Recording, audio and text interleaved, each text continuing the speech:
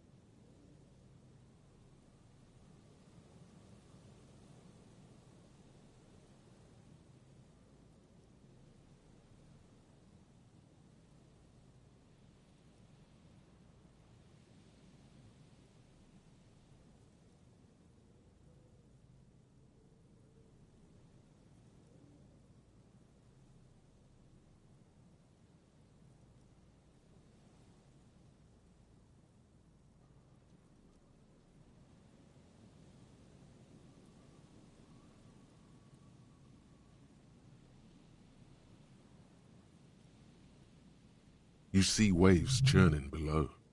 Something cracks beneath your feet. He could have easily disappeared into the sea through that hole, and you would have never found him.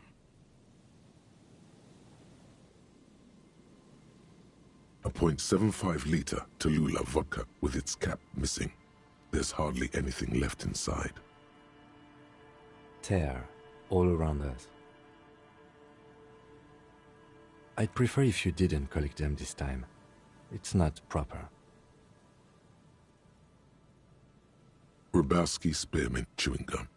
Green leaves on the cover. The man's mouth is half agape from the terror of the fall. The blackness of death. Stench. You think you see white chewing gum too. Confirmed. Nearly the whole pack is there. Solidified on his lower rear teeth. He ate the whole pack, right? It's to cover the smell of alcohol before going home. The worst thing is,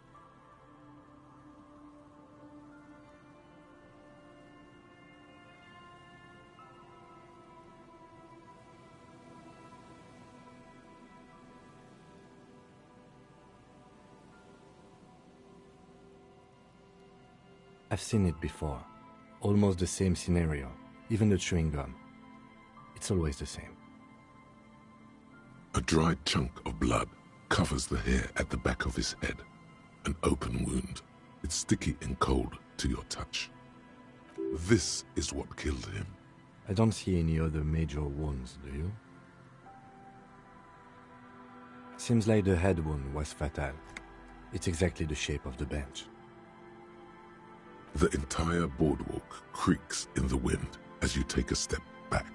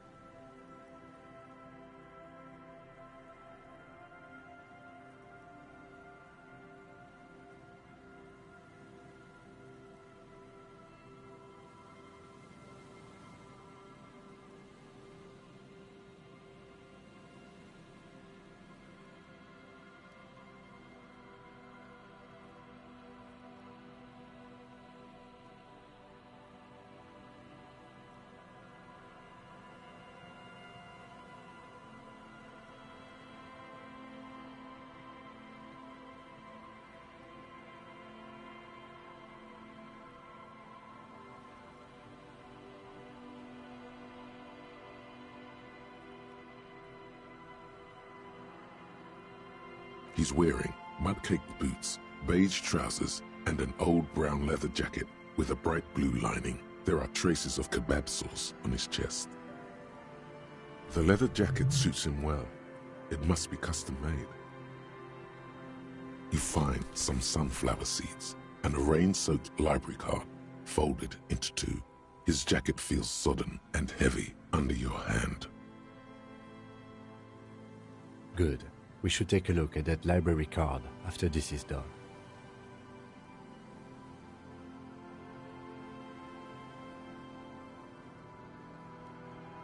The man has fallen through a crack in the boardwalk and hit his head against the metal bench. Coagulated blood covers his black hair. One of his feet is still dangling through the hole.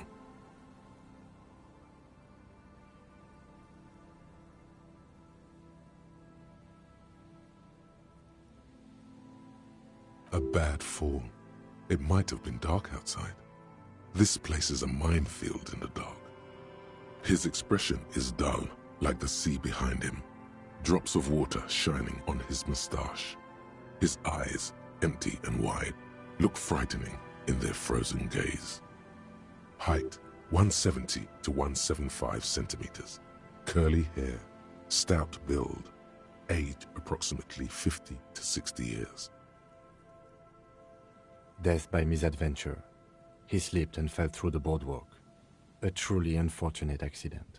If it wouldn't have been for that bench, he'd be alive.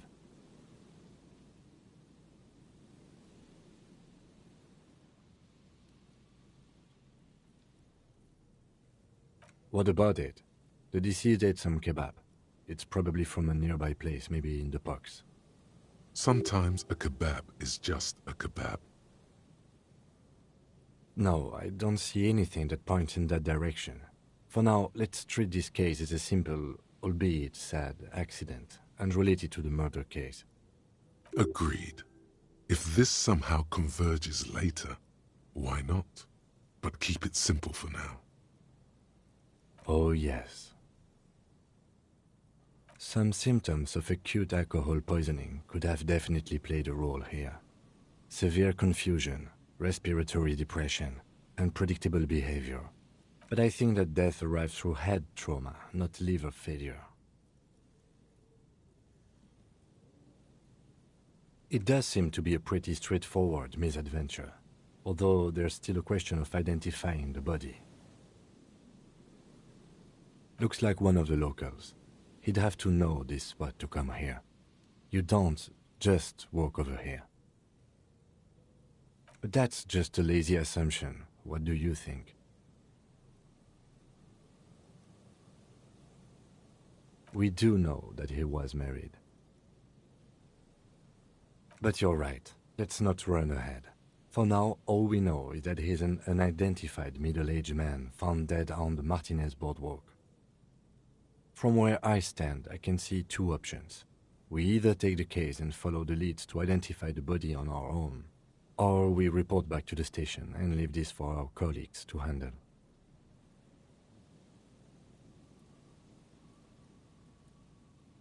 A field autopsy isn't necessary if the cause of death doesn't appear to be criminal, and this looks like a simple accident to me.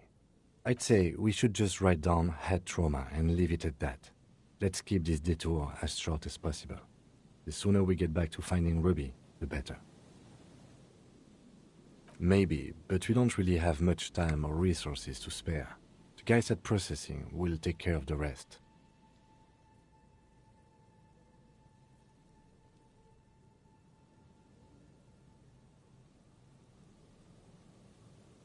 Alright, the station is going to want details, however.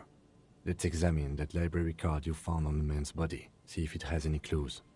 Then we can call the station from my kinema and hand over the case.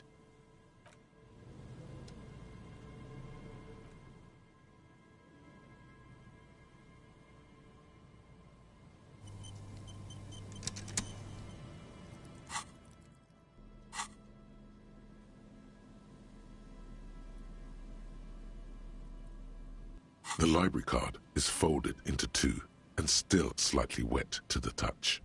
The front side reads, Central Jamrock Public Library Card. Issued to Billy Mejean. Expires July 53.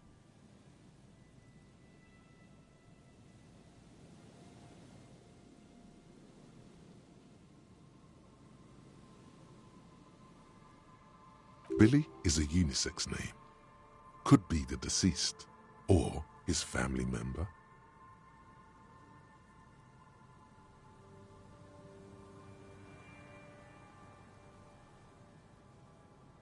Whoever owns this card is an avid reader. You find a list of books written in blue pencil. Radio thriller. Stand a little less between me and the sun. The last one in the list is The Glinting Curve by M. Theobald. A library stamp indicates that the book has been returned. Most of these titles seem to be in the sci-fi genre.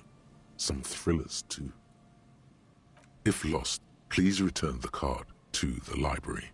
Dial 005-02-55-211 or visit us at Moreau Street, 78, Jamrock. Business hours, 900 to 1800.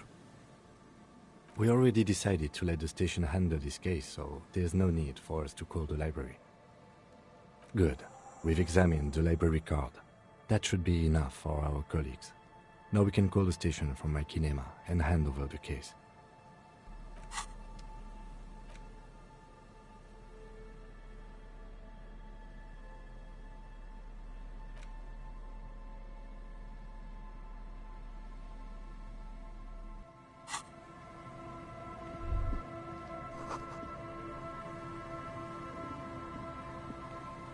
There's some tear.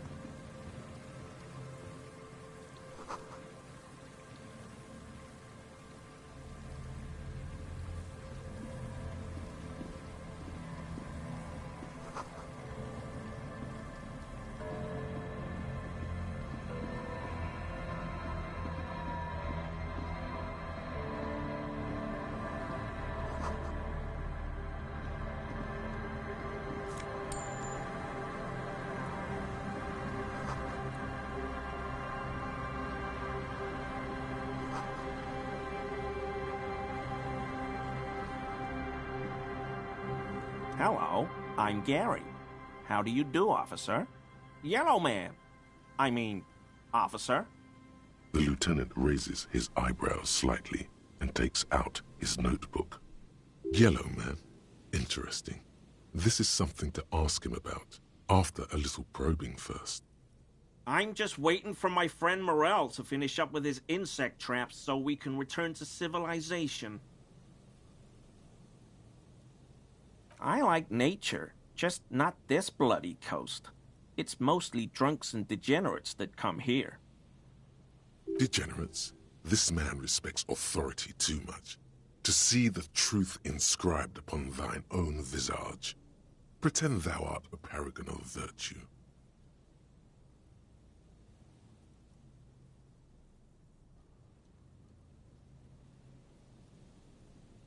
Oh, I didn't mean it in any scientific way.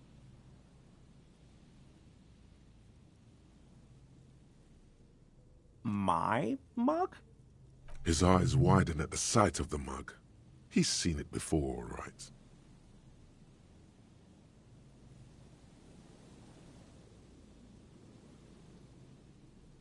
I may have had a similar-looking mug in the past. That's all.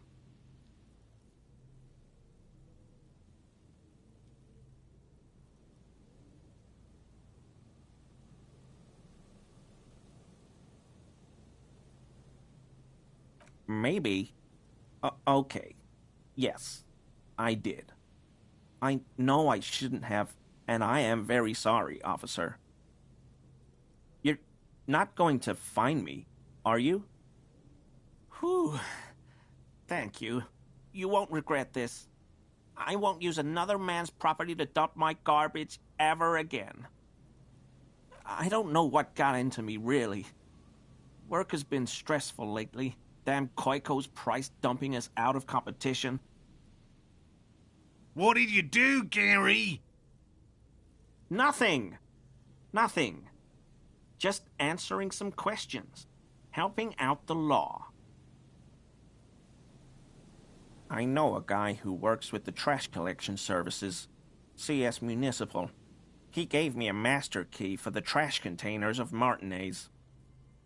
So I can use the Whirling's trash compactor to store my own stuff. Garbage disposal is expensive as hell. The damn Bohemians run it like a mob. I'm sorry, okay? I thought I could cut costs. I shouldn't have. I shouldn't have disgraced myself. Disgraced? No need for the histrionic, sir. It was, after all, just a trash container. He studies his reaction. Gary doesn't answer.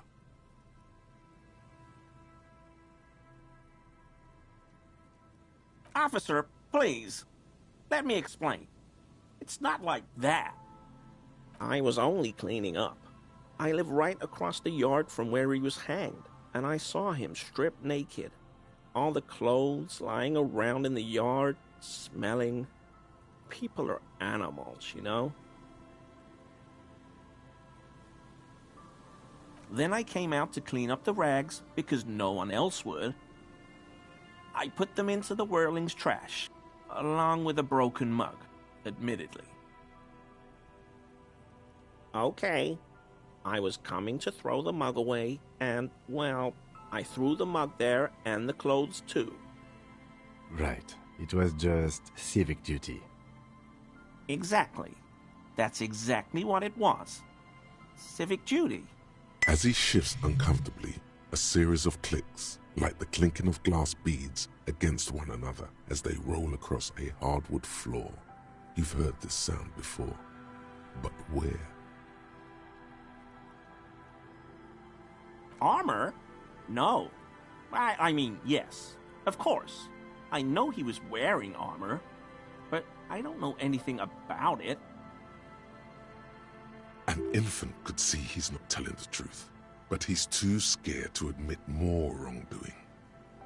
There's something going on here. You should observe him more closely after this topic is concluded. What sound?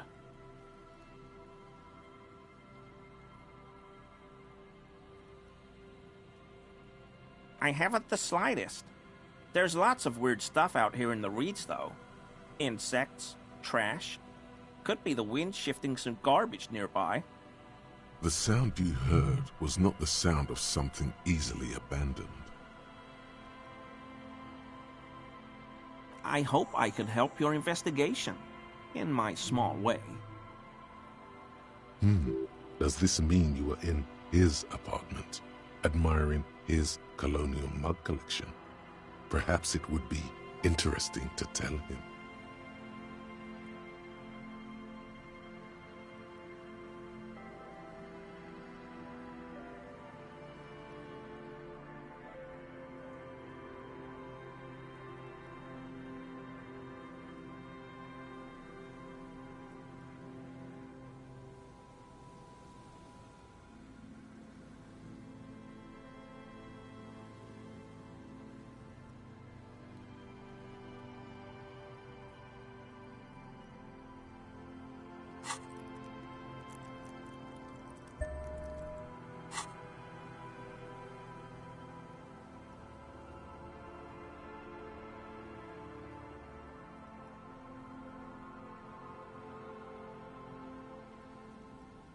I told you everything I know, sir.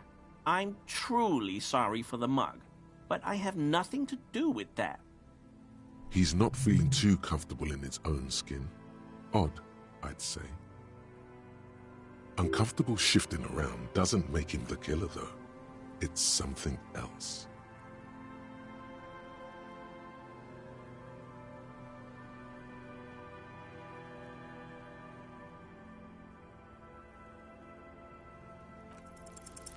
Is he? He's looking comfortable enough. Maybe it was just beads. Sounded like beads. But what kind of beads might a man like Gary be hiding beneath his clothes? Why would I do that, officer?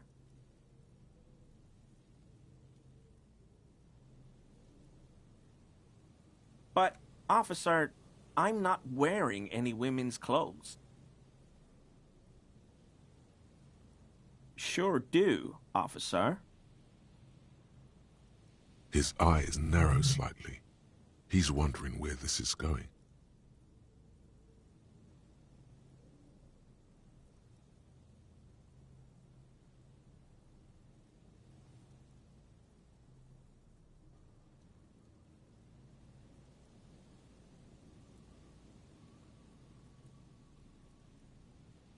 Of course.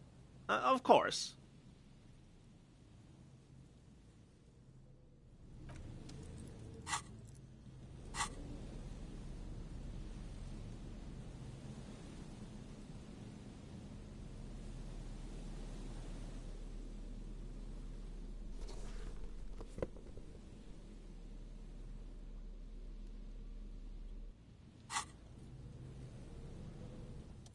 I mean, officers. Not many sea lights here, or anywhere, other than sail. I meant no offense, truly. Do you remember how, when we met Measurehead and I said the next racist will be a really good one?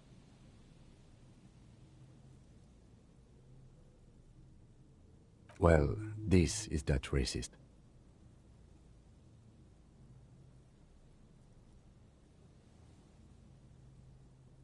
Hey, man, all I meant was there are not many Sealites around here. I'm just stating a fact. Oh, yes, of course he is. I was just speaking about his connections. Let's change the subject, okay? Sounds like some conspiracy topic. You might be able to discuss it with him when the lieutenant isn't here, if you can remember it. No. I help Morel with research sometimes, and I've learned some things along the way, but I don't usually go in for picnics like this on my own. After all this time with Morel, he must have an opinion on cryptids. This could lead to a good one. Oh, yes, the burning rhino. Morel doubts he's real, but I don't much care, because I won't be the one looking for him out in Safra Serai. A rhinoceros that looks ordinary during the day, but burns brightly by night. Well, at least the males do. They have special ducts just above their shoulder blades that secrete a combustible fluid. When the rhino is just beginning to light itself, it looks as though it has wings of fire. But how is this combustible fluid lit? The rhino starts running very fast to build heat, then stops, raises its head, and sparks fly from its neck, setting its back ablaze. Yeah, well, Revacol used to be a flaming rhino once, a long time ago. That seems unlikely too, doesn't it? Super solid argument, Gary. Can't argue with that. They have special... But how is this combustible fluid lit? I imagine it's quite a sight. The flames are not just for decoration. They are an integral part of the beast's mating behavior. During the burning rhino's mating season, herds of male rhinos, all aflame, encircle herds of female rhinos, forming a fiery ring as they begin to copulate loudly. Local peasants call it the passion ring. They fear the rhinos, as perhaps they should. Anyway, The lieutenant sighs without looking up from his notes.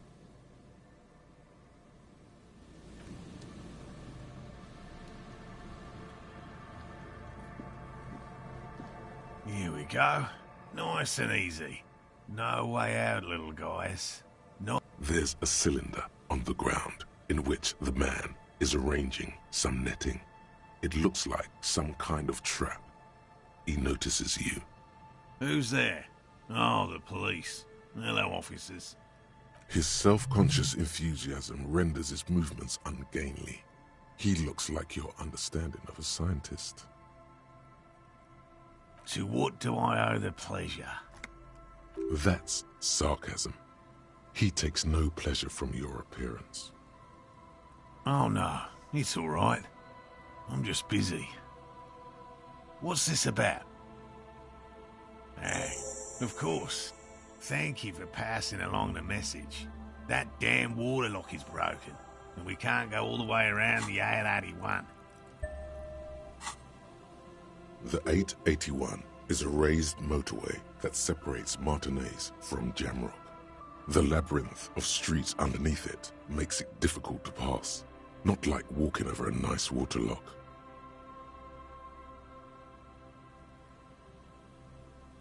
Oh, good. We should really be getting back. Gary could use a hot shower and a warm bed. Did he say we can go back now? Yes, Gary! We can go soon! If you see Lena, tell her I won't be long. Sir, your wife is waiting for you. I just have to do one more round. See if the phasmid has taken the bait. Then we go in. His hands are large and weather-worn, but also used to delicate, precise work.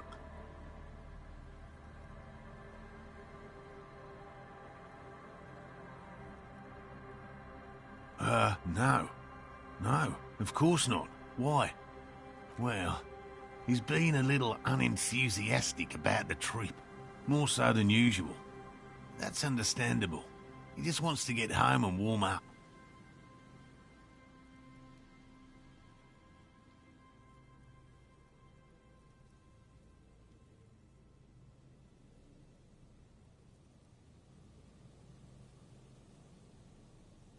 I'm afraid not, officer. I've been busy digging around in the reeds for days, looking for signs of insect activity. I'm less interested in mammalian concerns, to be perfectly honest.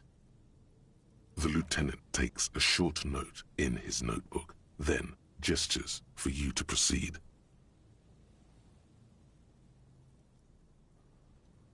I've just always liked animals and puzzles. Searching for cryptids is a bit of both.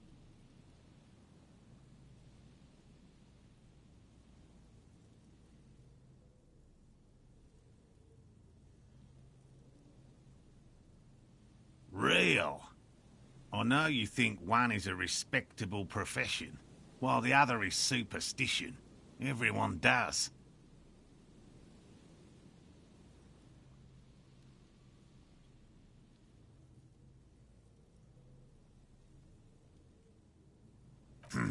My methods do not differ from other scientists. I simply draw upon a wider variety of evidence. And I have more hope that something truly surprising might happen.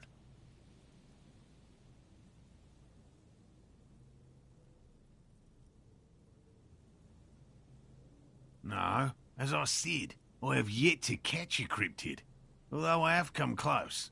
Close enough to keep trying. Interesting. Something for later, this close call.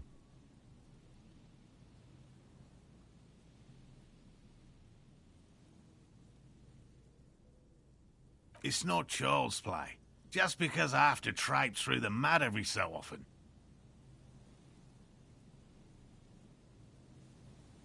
Yes? And I'm eager to return to her, I assure you. But I can't leave before we finish with these traps. My wife understands that just as well as anyone. Come on, Morale. We've been soaking out here for days. It's time to go back. And leave the traps? Absolutely not. I won't let Lena down. Come on, she wants us back. I'm soaked up to my nuts over here. We'll both catch reed crabs if we don't dry out soon. Of course it's important to her. She's seen it. A verified sighting, on record. One of only 40th century, and it's hers. She's seen it? Yes, that's how we first came to know one another, in fact. But that's her story to tell, not mine. Suffice to say, it's long been our dream to find proof of the Insulindian phasmid together. I can't abandon course now.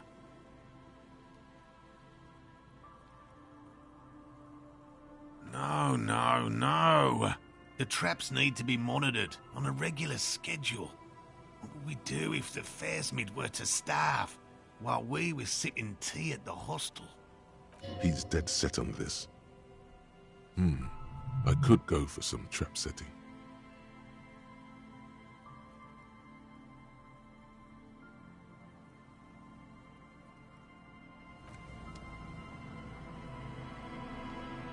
Always a pleasure to see an officer of the law. I mean, officers. That shirt looks very uncomfortable on him. Look at the buttons, barely keeping that thing together, as if something is ready to rip out from underneath. Yes, like a piece of ceramic armor, for example. One that makes a clicking sound when the plates meet each other, resembling pearls or marbles, stolen from the corpse in the yard near where he lives. I knew you'd figure it out, officer. I'm sorry I didn't tell you at once. I was ashamed of what I did. And I didn't want you to know. We're not detecting falsehood, sire. He's gearing up to admit the truth. Gary, what's going on? Later, Morale. I've got apologizing to do. No, you've got explaining to do.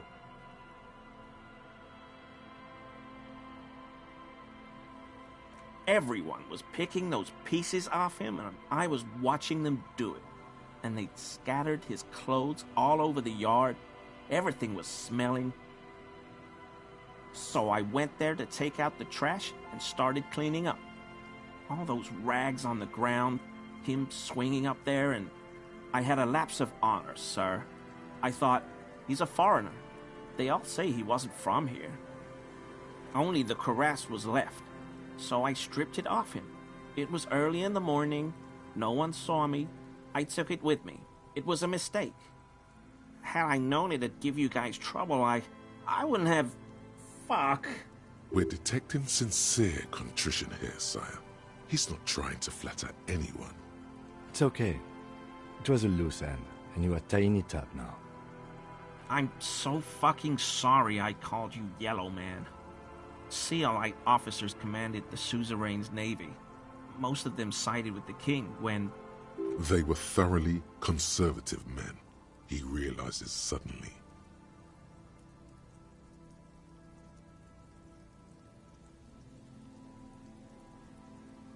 Because I was weak. I should have told you the moment I saw you. But The hell, Gary? You in trouble? I'll explain later. I always thought it was the Union. Some Union hardasses lynched him because of the strike. But almost everyone in town knows that. I wish I could tell you more. This is all he knows. He sighs again, hangs his head, and unbuttons his shirt fully. A cuirass that matches the dead man's boots comes into view. Soon it is in your hands, smelling of his sweat. But so light to hold, like a bag of cotton. Yes, absolutely. I will never do anything like this again.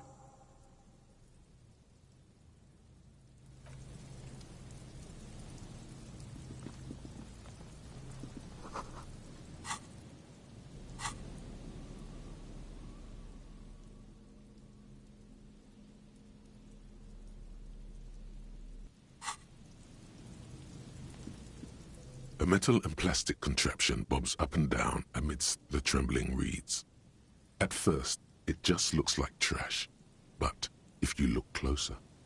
That, over there, must be the boy class you told us about. The one she hid her passport in. We should take a look. Ooh, hidden things, secrets, lies. You lift the boy out of the water without much effort. It's not tied to anything. The cords dangling from the bottom appear to have been cut. The number 11 has been written on the yellow plastic. It hasn't been in the water for very long, but it's already discolored and slimy with silt. A latch holds it close, but only just barely. The brittle metal of the latch has cracked. Simple construction. Very unsafe.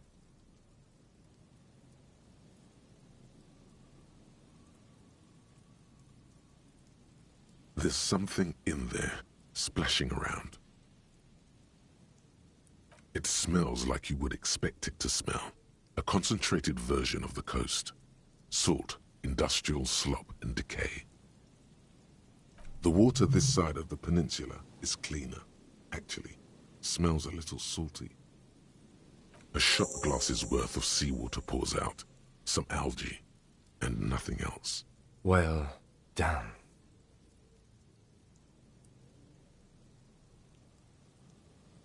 I have no idea.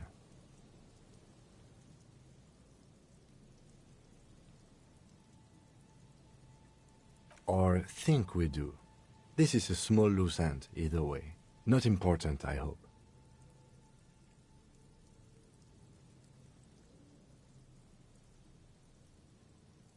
In my experience, cryptids are generally uninterested in travel documentation.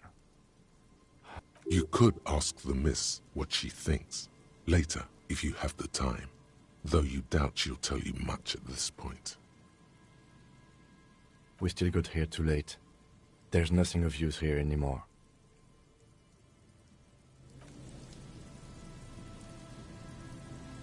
The dome-shaped plastic boy bobs up and down in the...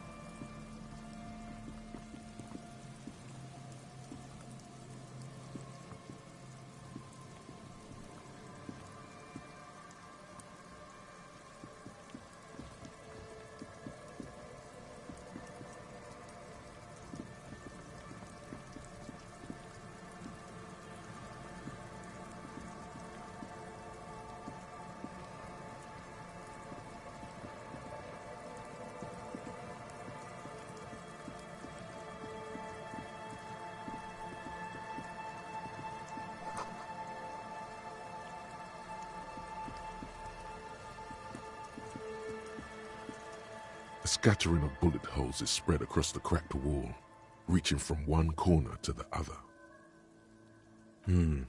Correct. The density of the bullet holes is unusual, even in a general average bullet hole frequency in Martinez's sense. Grim affairs. Meaning, this is a lot of bullet holes. Looks like fully automatic rifle fire. Something you don't see these days. The manufacturing and sale of automatic rifles was curtailed after the revolution. The destructive power of... A row of ghostly shades stand facing the wall. There are many of them. A dozen at least. Their heads lowered, and eyes blindfolded. It's quiet. No sound. No movement. 10 meters away, other shades are lined up in an orderly manner. Automatic rifles primed. A gust of wind blows by. The coats of the firing squad flap slowly in the breeze. A single person stands on the side. Droplets of rain fall on the wooden planks, the surrounding sand dunes. The clouds block out any rays of light. A long time has passed since the moment of this fusillading. Rain and brine have since washed all the blood away. Not a trace remains. The abundance of bullet holes leads to two options. Either an inordinate amount of executions were performed here, or they did not use a conscience round, where only one soldier has the loaded rifle. Looks like this was a mass execution with everyone fully armed. A host of men, probably in everyday clothes, ragged from the conflict and covered in dust. They were not sitting, a common practice for executions in some nations, as demonstrated by the height level of the bullet holes. They stand, facing the wall. It's impossible to discern any details about their personality or background. 7 men in combat uniforms and dark coats, holding automatic rifles aimed at the people. Soldiers from some side, but from which one? The commandant, the one who gives the order. Machine gun fire crackling through the air, the lights of the muzzle flashes dancing on his face. I don't know. I don't know who died here, lined up beside that horrible wall. It could have been any of the parties involved in the revolution. Perhaps the ones executed here were the loyalist conservatives, killed by the communists at the start of the Civil War. Or it could have been the communists, put to death during the last stretch of the conflict by the coalition forces. It could even have been the employees of the failed R&D center down the coast, as their building was taken over by the revolutionaries. Or maybe... Yeah, it's very unlikely the coalition forces were the ones who died here. They were always the last ones against the wall. To be honest, if a coalition member was anyone in this situation, it was a commandant, the superior giving the orders. A cold sea wind blows away the figures.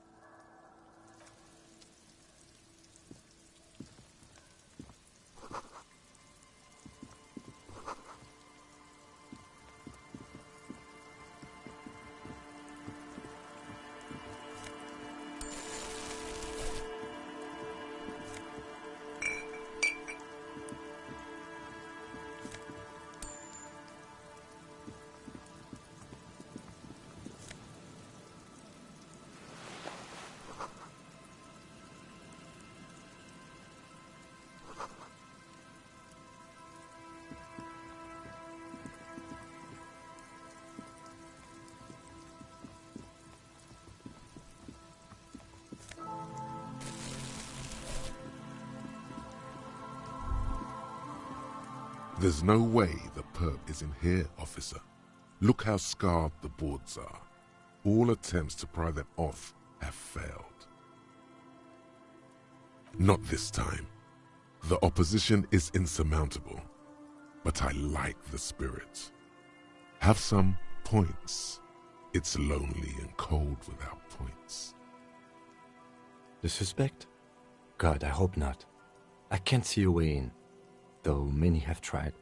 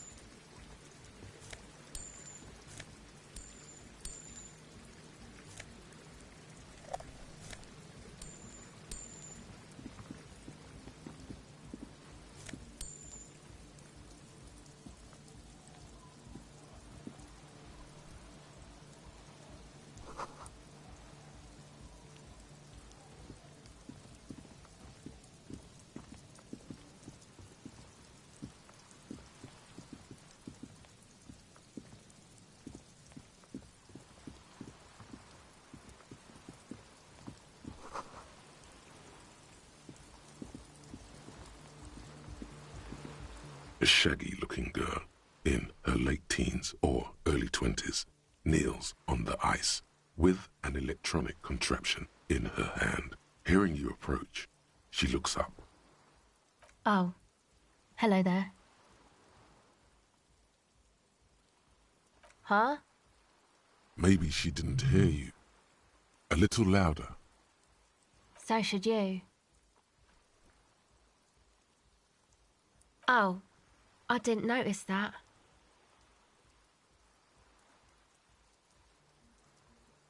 Yeah, well... Look, man, fuck the hat.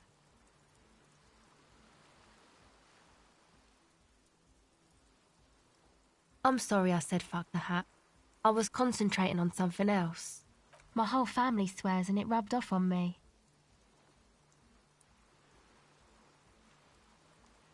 A cell. Her hair is dyed blonde, with dark roots showing. There's a coarseness to her features, some masculinity below that timidness. Why? Okay, it's Burger. A very common name. This is a portable recording device. It's for field recording. Low quality, but still. Actually, just one wire. I picked on it till the braiding came loose. The wire leads to a contact microphone. A contact mic records sounds from inside things, like this ice. Your mangled brain would like you to know there is a boxer called Contact Mike.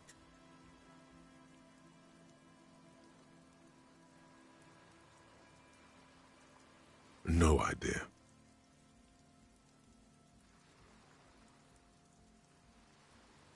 The mic? I don't exactly know.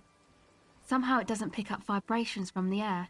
The book said it only picks up structure-borne sound, if you like technobabble. Same place I got the recorder from, the Elysium. Oh man, you haven't been to the Elysium? It's the coolest place in this whole drug-addled shithole. It's a music club and a synthesizer workshop on Boogie Street in Jamrock. Musicians live there, like real musicians. I once saw Arno van Eyck. Oh yeah, guess you wouldn't know Van Eyck, or really be a Elysium-going kind of person. I don't know what that means. I don't know what that means either.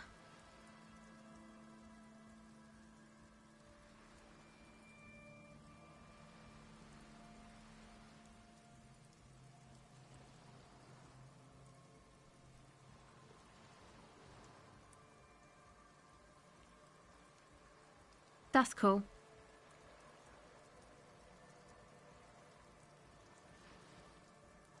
Sucks, man. Was there something else? About the contact mic, perhaps? Okay. Recording, I guess. I think I'm recording cracks in the ice, but there's no way to tell. Not without headphones. I think I just recorded your footsteps too. Not sure how that will sound. What happened to the old headphones? My boyfriend sold them. I don't know, man. Things. Just stuff you need for life. A lie. They were probably pawned off for something suspicious. The musicians in the Elysium used them for making music. They looped the stuff, cutting the tapes together. They make music out of cracks in the ice and keys jangling. Crazy sounds like that. It's hard to explain. Anyway, I thought I'd make some too. It's supposed to be, like, a music place anyway. I don't really know what I'm doing. They use synthesizers too. I don't have a synthesizer. The sharp drop in endorphins is almost visible, like a warm blanket has fallen off her shoulders. The wave of chill, the quivering jaw, indications of a drug high. Take this, you're cold. No, man, fuck that, I'm cool. It's okay.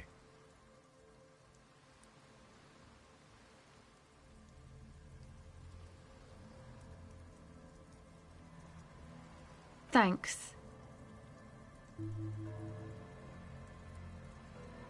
That? The boys think it could be a place, like the Palaceum or something. Stupid. It's really not going to be a Palaceum, that's for sure. And who are these boys? Yeah, Andre and the guys, they're inside, in the tent. And why is that? They got too much stuff crammed in there, no room. Music stuff mostly. Like this tape recorder, but bigger. And there's piles of it.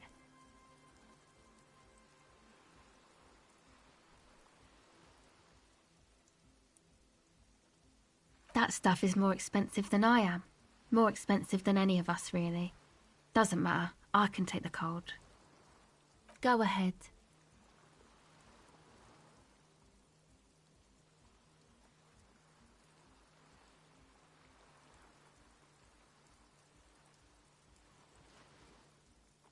No. Just no? It's pretty desolate here.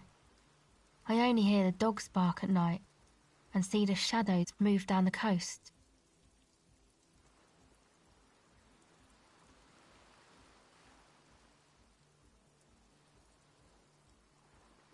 Exactly. It's our chance to turn the grim desolation into an overwhelmingly fun dance party.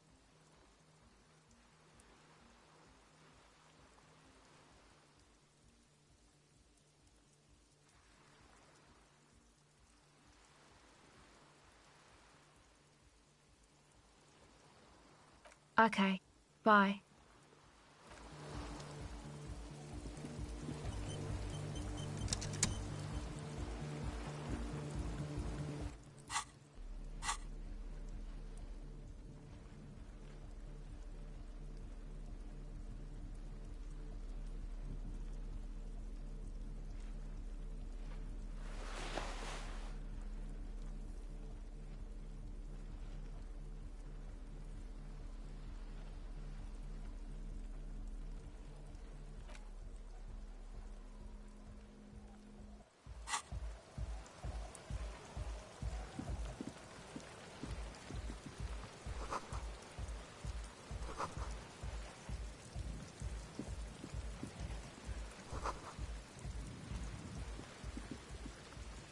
A pane of eternite has been planted into the snow.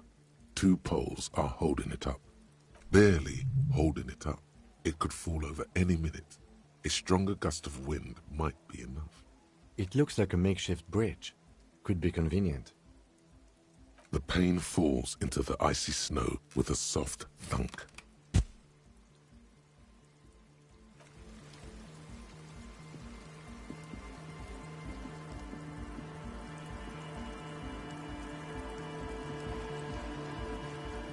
The tent is just tarpaulin fabric covering a pile of stuff. The flap is open. Inside, 3 young men, all in forward-looking apparel, reminiscent of the sticker on the padlock, are listening to some new form of music. It's like nothing you've ever heard. One of them looks at you.